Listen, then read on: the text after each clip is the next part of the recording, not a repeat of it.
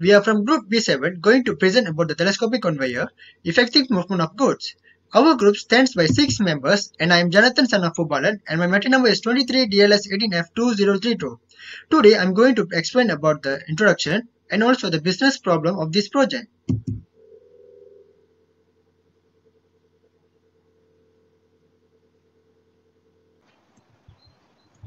Material handling is the process of loading, unloading and movement of goods by the aid of mechanical devices. Nilai Polytechnic have several options when selecting a material handling equipment which is more efficient for movement of goods to transfer the goods from one place to another place. The reason to selecting a material handling equipment is to solve the problem of movement of goods during students' registration at Nilai Polytechnic.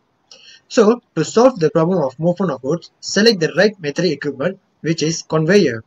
The conveyor system will make the process of movement of goods more easier. A telescopic conveyor is an effective solution in handling the students' bags or their belongings.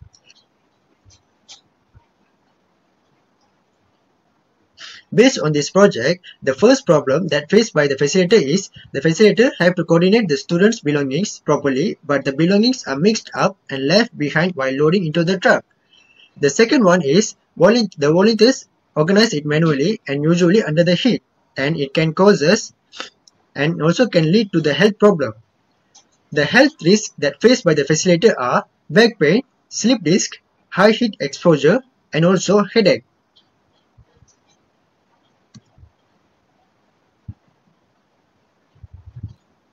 A total of 102 facilitators were asked to answer a questionnaire through Google Form to support the issues. The table and the figures shows that 70 to 80% of respondents are agreed that the students' belongings are damaged, mixed up and also left behind while loading into the truck. Finally, the table and the figures shows that 97.1% of respondents are agreed on changing the manual process to using material handling equipment such as conveyor. Hello madam, my name is Kalpana Devi, daughter of Batumaly. My metric number is 23 DLS 18F2016. I'm one of the member in group B7 and I will explain about business project objective and the scope of business project. This project covering two types of objective, which is general objective and specific objective. General objective is to solve movement of goods problem faced by the secretary of the hostel unit and facilitators at Nilai Polytechnic. In addition, the specific objective consists of two as follow, which is to establish a method for moving the goods in a systematic manner using telescopic conveyor and to reduce the workforce of the secretary. The next, scope of business project. The scope of business project is to introduce an equipment to help secretary and facilitators of the hostel become much easier during students' registration at Nilai Polytechnic, which occur 2 times a year, which is first intake in June and the second intake in December. The scope of project also focused on a total of 600 students. Furthermore, this project is focused on using the conveyor system as a method on moving goods.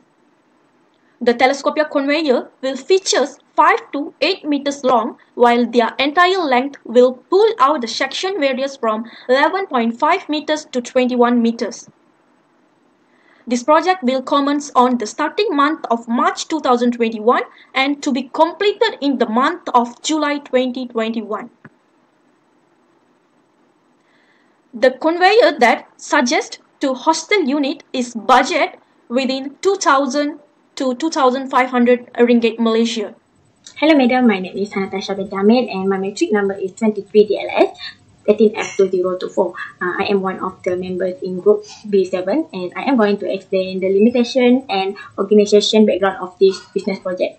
So, the limitation of business project. Every project has limitation due to movement control order MCO during the COVID-19 pandemic. The limitation of this project is that quite difficult to make an appointment to have a discussion session with the hostel management unit. Indirectly, access to data is also affected because of the supporting data required for this project can only be obtained from the hostel management. So in this current situation, the discussion and interaction with group members and supervisor is also cannot be made face to face. In order to finish the project, The discussion can only be conducted online. The consequences can lead to misunderstanding and some information may not be properly delivered. The last limitation is time constraint. The time available to conduct this project is from March 2021 to July 2021. Overcoming this time constraint, the time should be well managed to ensure that the project can be completed on time. Organization background. So, Polytechnic Nilai PNS Negeri Sembilan is the 23rd polytechnic established under the Ministry of Higher Education on April 1, 2007 under the 19 Malaysia Plan. Each block of the hostel in Polytechnic Nilai can accommodate a total of 404 students. So, the objective of this organization is to carry out the registration and placement process for students on the day of registration, as well as ensure that the college student resident is comfortable and safe to occupy. The three hostel block, which is Jati Block Cengal, Cengal Block, and Meranti Block. The campus is able to accommodate 204 students, 2,400 students, which with accommodation capacity in hostel of 1,200 students. PNS has a total staff of 212 people, consisting of 172 lecturers and 48 support staff. Assalamualaikum and hello to madam. My name is Muhammad Syamil bin Saidi. My matrix number is 23 DLS 18F 2012. I am one of the member of group B7 and I will explain about organization chart and product and service. Okay, first is organization chart. Based on figure 2.1, organization chart of hostel management unit. First is hostel manager is Puan Eda Royana Muhammad Dariem. And then there is hostel supervisor, that is Puan Azrifa Azla Abdul Aziz, and another hostel supervisor is Puan Chila Kavati Anak Perempuan Subramaniam. Next is hostel manager duty. Hostel manager is responsible for managing and leading a team that provides service to a hostel. She is also ensures that all students have a comfortable and safe stay in the hostel. And lastly is she makes sure that everything works properly, especially those that need electricity and water like the rooms and the bathrooms. Next is hostel supervisor duties. Hostel supervisor duties is to notify and report to the hostel owner for any emergency occurrence. They are the liaison person in between maintenance and student on work request orders and cleaners to ensure that the hostel premise keep clean and functional. They also need to ensure that the residents are being treated or sent to hospital on time if anything happen. Next is product and service. A typical on-campus hostel is defined as housing provided by the institute authority with rules and obligations to follow and a low rechargeable fee paid by student in exchange to stay at the facilities. Students are expected to stay in the hostel during the first semesters, with pay fee at RM360 per semester. Each floor of the block has a shower, a pantry, and a laundry room, and a common room where students can relax when they have free time. Nilai Polytechnic has 3 hostel blocks, which is Jati block is for male student, and Cengal block and Meranti block for female student. Each room is occupied by 4 students and is equipped with the facilities such as beds and mattress, study chairs and tables, and also wardrobe and fan. Hello madam, my name is Haziq bin Nordin, matrix number 23-18F2010. I am one of the member in group B7 and I want to explain about SWOT analysis and FACI analysis. We go for the first slide, SWOT analysis. S stand for strength. Strengths are the beneficial aspect or capability of the organization. W stand for weaknesses. Weaknesses stop an organization from performing at its optimum level. O stand for opportunity.